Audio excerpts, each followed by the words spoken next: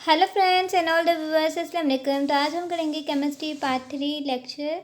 ठीक है friends, B S लम्स बी एस प्रोग्राम्स जो हैं उनकी जो एंट्री टेस्ट होती है तो उसके हम एंट्री टेस्ट के पास पेपर 2018 को डिस्कस करेंगे पार्ट 3। अगर आपने पार्ट 2 और पार्ट 1 नहीं देखा तो वो भी बहुत इंपॉर्टेंट है, उसे भी देख लीजिएगा। तो स्टार्ट करते हैं अपने वीडियो को फ्रेंड्स। तो फ्रेंड्स, हमारा फर्स्ट नंबर एमसीक्यूज है। For the following exothermic reaction, decrease in temperature will shift the equilibrium towards। तो फ्रेंड्स, अगर डिक्रीज इन टेम्परेचर आए एक्सोथर्मिक में, तो फ्रेंड्स इसमें हमें रिएक्शन दिया गया है। ठीक है, और इसमें कह रहा है अगर एक्सोथर्मिक रिएक्शन हो और डिक्रीज इन टेम्परेचर आए तो इक्विलिब्रियम कहाँ की तरफ शिफ्ट होता है। तो फ्रेंड्स, अगर एक्सोथर्मिक रिएक्शन हो ना तो उसमें डिक्रीज इन टेम्परेचर आए तो मतलब रिएक्शन फॉरवर्ड जाएगा, और अगर इंक्रीज इन टेम्परेचर आए तो मतलब रिएक्शन बैकवर्ड जाएगा। फॉरवर्ड जाने का मतलब है कि प्रोडक्ट ज़्यादा बनेगी और रिएक्शन जो है वो राइट साइड पर जाएगा, यानी कि इस साइड पर जाएगा। ठीक है, यानी कि हमारा NO2 जो है ना वो ज़्यादा बनेगी। ओके फ्रेंड्स, मतलब रिएक्शन जो है वो राइट साइड पर जाएगा जब डिक्रीज इन टेम्परेचर होगा एक्सोथर्मिक में। ओके, तो हमारा डी नंबर करेक्ट है। और अगर ऐसे हो कि रिएक्शन एंडोथर्मिक रिएक्शन है तो फिर हमारा अगर डिक्रीज इन टेम्परेचर होगा तो फिर रिएक्टेंट ज़्यादा बनेंगे, तो हमारा रिएक्शन जो है ना इक्विलिब्रियम वो शिफ्ट होगा टुवर्ड्स लेफ़्ट साइड। और अगर इंक्रीज इन टेम्परेचर हुआ एंडोथर्मिक रिएक्शन में तो हमारा रिएक्शन जो है ना वो कहाँ जाएगा, टुवर्ड्स राइट साइड। अगर इंक्रीज इन टेम्परेचर हुआ एंडोथर्मिक रिएक्शन में तो हमारा इक्विलिब्रियम कहाँ शिफ्ट होगा, राइट साइड पर। और अगर इंक्रीज इन टेम्परेचर हुआ एंड एक्सोथर्मिक में तो हमारा रिएक्शन कहाँ जाएगा, लेफ़्ट साइड पर। ओके फ्रेंड्स, तो नेक्स्ट चलते हैं। तो फ्रेंड्स, नेक्स्ट एमसीक्यू से हमारा how many significants are there in 0.4793। तो यहाँ पर friends all non zero digits are क्या कहते हैं, सिग्निफिकेंट फिगर्स। तो यहाँ पर हमारे 4793 ये चारों ही सिग्निफिकेंट फिगर्स हैं। तो चार हमारे सिग्निफिकेंट फिगर्स होते हैं यहाँ पर, तो बी नंबर हमारा करेक्ट ऑप्शन है। फ्रेंड्स, इसमें है कि which one of the following is not a Meta directing group. कौन सा मेटा डायरेक्टिंग ग्रुप नहीं है। तो फ्रेंड्स, मेटा डायरेक्टिंग होता क्या है, ये फॉर सपोज हमारे बेंजीन रिंग है। ठीक है, तो ये वाली जो पोजीशन होती है ना और ये वाली पोजीशन, इसे हम पैरा कहते हैं। और ये दोनों पोजीशन क्या है, इसे हम ऑर्थो कहते हैं। ओके, और ये वाली जो पोजीशन है ना इसे हम मेटा कहते हैं। तो इस पोजीशन पर जो ग्रुप लगेगा उसे हम मेटा डायरेक्टिंग ग्रुप कहेंगे, और जो ऑर्थो पोजीशन पर लगेगा उसे हम ऑर्थो डायरेक्टिंग ग्रुप और पैरा डायरेक्टिंग ग्रुप जो पैरा पर लगेगा ऐसे कहते हैं। तो फ्रेंड्स, इनमें से पूछ रहा है कि कौन सा जो है ना वो मेटा डायरेक्टिंग ग्रुप नहीं है। बेसिकली जो मेटा डायरेक्टिंग ग्रुप होते हैं ना वो डीएक्टिवेटिंग ग्रुप होते हैं। वो बेंजीन की रिंग से उसके अपने लोन पेयर्स भी छीन लेता है और फिर वो ज़्यादा रिएक्टिव नहीं रहता, तो इसलिए उसे हम डीएक्टिवेटिंग ग्रुप भी कहते हैं। ठीक है, और जो ऑर्थो और पैरा पर रखते हैं वो एक्टिवेटिंग ग्रुप होते हैं और वो ऑर्थो पैरा डायरेक्टर्स होते हैं। तो इसमें से कौन सा ऑर्थो पैरा डायरेक्टर है, या ऐसे कहें कि मेटा डायरेक्टिंग ग्रुप नहीं है। तो फ्रेंड्स, OH जो है ना ये हमारा क्या है, ऑर्थो पैरा डायरेक्टर ग्रुप है, मेटा डायरेक्टिंग ग्रुप नहीं है। बाकी ये तीनों ही जो हैं ये मेटा डायरेक्टिंग ग्रुप है। ये बेंजीन रिंग से उसके इलेक्ट्रॉन्स भी छीन लेता है और फिर बेंजीन रिंग को डीएक्टिवेट कर देते हैं। ओके फ्रेंड्स, तो इसमें हमारा डी नंबर जो है ये करेक्ट ऑप्शन है। फ्रेंड्स, नेक्स्ट एमसीक्यू है हमारा the rate of chemical reaction is directly proportional to the product of active masses of reactant, it is referred to as. तो फ्रेंड्स, इसमें क्या कह रहा है, rate of chemical reaction is directly proportional, यानी कि रेट ऑफ केमिकल रिएक्शन को हम R से लिखेंगे किसके, to the product of active masses of reactants, यानी कि जो हमारे प्रोडक्ट आया है ना एक्टिव मासेस ऑफ रिएक्टेंट्स के, उसके डायरेक्टली प्रोपोर्शनल है। तो ये कौन सा लॉ है, तो ये क्या है, बी नंबर हमारा करेक्ट ऑप्शन है। ये हमारा लॉ ऑफ मास एक्शन है। ओके, तो फ्रेंड्स नेक्स्ट एमसीक्यू है हमारा, which of the following does not give iodoform test. इनमें से कौन है जो आयोडोफॉर्म टेस्ट नहीं देता। तो हमारा ए नंबर करेक्ट ऑप्शन है मिथानॉल, मिथाइल अल्कोहल, या जैसे हम मिथानॉल भी कहते हैं। तो ये जो है ना, ये हमारा आयोडोफॉर्म टेस्ट नहीं देता, क्योंकि अल्कोहल्स में एक इथानॉल ही है या इथाइल अल्कोहल ही है जिसे हम, जो कि आयोडोफॉर्म टेस्ट देता है, बाकी मिथानॉल या कोई भी अल्कोहल नहीं देता। ठीक है फ्रेंड्स, तो हमारा ए ऑप्शन ही करेक्ट हुआ। और ये इथेनॉल है तो ये तो देगा। अल्डिहाइड एंड कीटोन्स भी देते हैं। अल्डिहाइड में एसिटाल्डिहाइड जो है वो आयोडोफॉर्म का टेस्ट देता है, तो इसलिए, और कीटोन तो वैसे ही देते हैं, तो इसमें ए नंबर जो है वो हमारा करेक्ट ऑप्शन है कि ये आयोडोफॉर्म टेस्ट नहीं देता। फ्रेंड्स नेक्स्ट एमसीक्यू है हमारा, the boiling point of water is highest than other hydrides because water molecule can form. मतलब बॉइलिंग पॉइंट ऑफ वाटर जो है ना वो हाईएस्ट है, यानी कि वाटर को बॉयल होने के लिए बहुत सारी हीट चाहिए होती है। तो ये किसकी वजह से हाईएस्ट है? दूसरों जो लिक्विड्स है ना उनसे वाटर की बहुत हाई है। क्यों? तो इसलिए क्योंकि वाटर जो है ना वो 4 हाइड्रोजन बॉन्ड्स बनाता है। तो हमारा ए जो है ना वो क्या है, करेक्ट ऑप्शन है। ओके फ्रेंड्स, तो फ्रेंड्स यहाँ पर देखिए, ये हमारा ऑक्सीजन का आइटम है, ठीक है, ये वाला। और इसमें 2 हाइड्रोजन जो है वो अटैच हैं, क्योंकि H2 होता है तो मीन्स 2 हाइड्रोजन होते हैं, ठीक है। तो 2 बॉन्ड्स इन हाइड्रोजन से बनाता है, और ऑक्सीजन के पास 2 दूसरे भी लोन पेयर्स होते हैं, ठीक है। तो एक लोन पेयर ये रहा और एक ये। तो यहाँ से दूसरा हाइड्रोजन जो है ना दूसरे ऑक्सीजन से जो अटैच होगा वो एक बॉन्ड इससे बना लेगा, और ये वाला दूसरा ऑक्सीजन और हाइड्रोजन से जो अटैच होगा, ये वाला हाइड्रोजन एक बॉन्ड इससे भी बना लेगा, इस ऑक्सीजन से।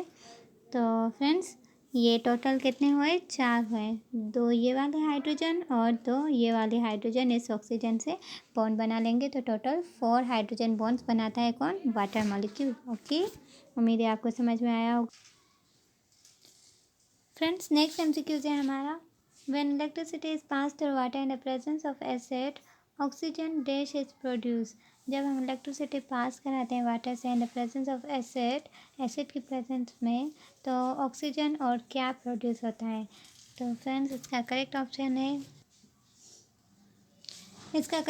है फ्रेंड्स हाइड्रोजन, ठीक है। तो ऑक्सीजन और हाइड्रोजन प्रोड्यूस होता है। ये बेसिकली क्या है फ्रेंड्स, इसमें हमें इलेक्ट्रोलाइसिस बताया गया है, ठीक है। Electrolysis is passing an electric current through a liquid containing ions. मतलब इलेक्ट्रोलाइसिस वो प्रोसेस है जिसमें इलेक्ट्रिक करंट जो है वो ब्रेक डाउन और डिकम्पोज हो जाता है, और ये डिकम्पोजिशन रिएक्शन भी कहते हैं हम इसे, ठीक है। इसमें क्या है, electric current is pass through acidified water. तो फ्रेंड्स जब हम इलेक्ट्रिक करंट एसिडिफाइड वाटर से गुजारते हैं तो क्या होता है, इट डिकम्पोज, वो टूट जाता है किसमें, क्योंकि वाटर जो है वो आयंस में टूट जाता है, ठीक है। और फिर हाइड्रोजन और ऑक्सीजन देता है हमें गैस, क्योंकि वाटर जो है वो बना हुआ किससे होता है, हाइड्रोजन एंड ऑक्सीजन से। ओके फ्रेंड्स, तो हमारा हाइड्रोजन जो है वो करेक्ट ऑप्शन है। नेक्स्ट चलते हैं फ्रेंड्स, नेक्स्ट एमसीक्यू है हमारा, lithium and beryllium are unique in such a way that they have higher charge densities. Lithium and beryllium जो है ना ये यूनिक है, यानी कि डिफरेंट है बाकियों में से, ठीक है, अलग ही है। Which produce strong polarising effects. ये जो है ना हायर चार्ज डेंसिटीज़ हैं इनकी, और स्ट्रॉन्ग पोलराइजिंग इफेक्ट्स है किसकी वजह से, ड्यू टू नॉन मेटल होने की वजह से, सोलिबिलिटी होने की वजह से, स्मॉल साइज़ की वजह से, या लार्ज साइज़ की वजह से। तो फ्रेंड्स लिथियम एंड बेरिलियम अपने ग्रुप मेंबर्स में से स्मॉल साइज़ के होते हैं, इसलिए इनकी हायर चार्ज डेंसिटीज़ होती हैं, इसकी वजह से इसके स्ट्रॉन्ग पोलराइजिंग इफेक्ट्स होते हैं। ओके फ्रेंड्स, नेक्स्ट चलते हैं फ्रेंड्स, हमारा नेक्स्ट एमसीक्यूज है, the neutron was discovered by. Neutron जो है वो डिस्कवर्ड किया फ्रेंड्स, तो न्यूट्रॉन जो है वो किसने डिस्कवर किया था? न्यूट्रॉन जो है वो चैडविक ने डिस्कवर किया था, तो डी नंबर हमारा करेक्ट ऑप्शन है। रदरफोर्ड ने अल्फा और बीटा रेस को डिस्कवर किया था, और गोल्डस्टीन ने प्रोटॉन को डिस्कवर किया था। ओके, जे थॉमसन ने इलेक्ट्रॉन को डिस्कवर किया था। नेक्स्ट चलते हैं फ्रेंड्स नेक्स्ट एमसीक्यू है नॉर्मल पीएच ऑफ ब्लड। तो नॉर्मल पीएच ऑफ ब्लड जो है 7.35 है। ओके। तो फ्रेंड्स नेक्स्ट एमसीक्यू है हमारा which of the following reaction is not shown by ketones. Ketone कौन सा रिएक्शन नहीं करते। तो फ्रेंड्स जो रिएक्शन विद फेलिंग सोल्यूशन है ना वो कीटोन्स नहीं करते, वो ऑल्डिहाइड्स कहते हैं। तो बी नंबर हमारा करेक्ट ऑप्शन है। कीटोन्स जो है वो फेलिंग सोल्यूशन वाला रिएक्शन नहीं करते। ओके फ्रेंड्स नेक्स्ट एमसीक्यू से हमारा melting point of NaCl is very high. Melting point of NaCl sodium chloride की मेल्टिंग पॉइंट वेरी हाई है 801 डिग्री सेंटीग्रेड।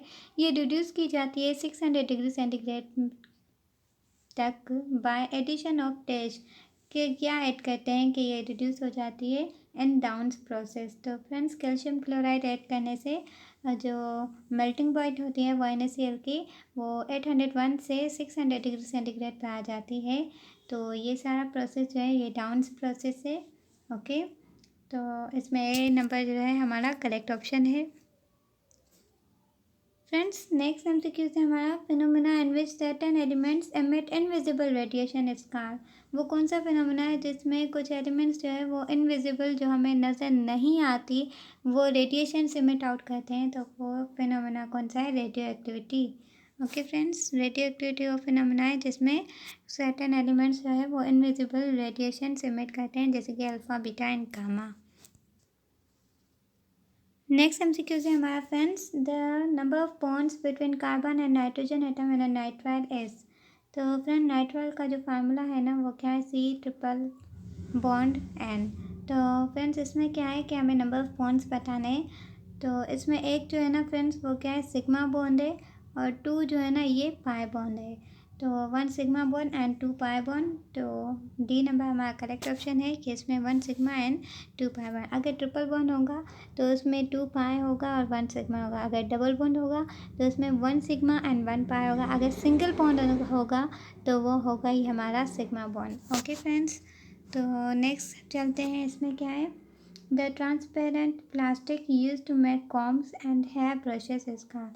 वो ट्रांसपेरेंट प्लास्टिक कौन सी है जो कि यूज़ होती है कॉम्स यानी कि कंघी बनाने के लिए और हेयर ब्रशेस बनाने के लिए, वो कौन सी है। तो इसका करेक्ट ऑप्शन है। तो फ्रेंड्स इसमें क्या है the transparent plastic use to make combs and hair brushes स्कार। तो वो प्लास्टिक जो कि यूज़ हो क्या बनाने के लिए, कॉम्स एंड हेयर ब्रशेस, तो वो कौन सी है। तो हमारा करेक्ट ऑप्शन जो है वो बी नंबर है। ठीक है PVC इसका फुल फॉर्म है पॉलीविनाइल क्लोराइड। ठीक है फ्रेंड्स। तो फ्रेंड्स मीठा ऑरेंज जो है वो ऑरेंज होता है कलर में। ठीक है it is use in laboratories, ये लेबोरेटरीज में यूज़ होता है ये डिटरमाइन करने के लिए कि सोल्यूशन जो है वो एसिडिक है कि बेसिक है। अगर एसिडिक मीडियम होगा तो वो रेड कलर देगा और अगर बेसिक मीडियम होगा तो येलो कलर देगा। Okay friends. तो फ्रेंड्स हमारा करेक्ट ऑप्शन जो है वो क्या हुआ, red colour. Okay friends next MCQ से हमारा कि आइसोमर्स ऑफ पेंटेन कितने हैं। तो आइसोमर्स ऑफ पेंटेन जो है वो 3 टाइप्स के हैं फ्रेंड्स, एक N pentane, neopentane and isopentane. तो ये 3 टाइप्स के पेंटेन के आइसोमर्स है। ठीक है पेंटेन क्या है, ये एक ऑर्गेनिक कंपाउंड है, इसमें 5 कार्बन एटम्स होते हैं और पेंटेन के 3 स्ट्रक्चर आइसोमर्स हैं जिसमें एन पेंटेन, आइसोपेंटेन जिसे हम मिथाइल ब्यूटेन भी कहते हैं और नियोपेंटेन जिसे हम डायमिथाइल प्रोपेन भी कहते हैं। तो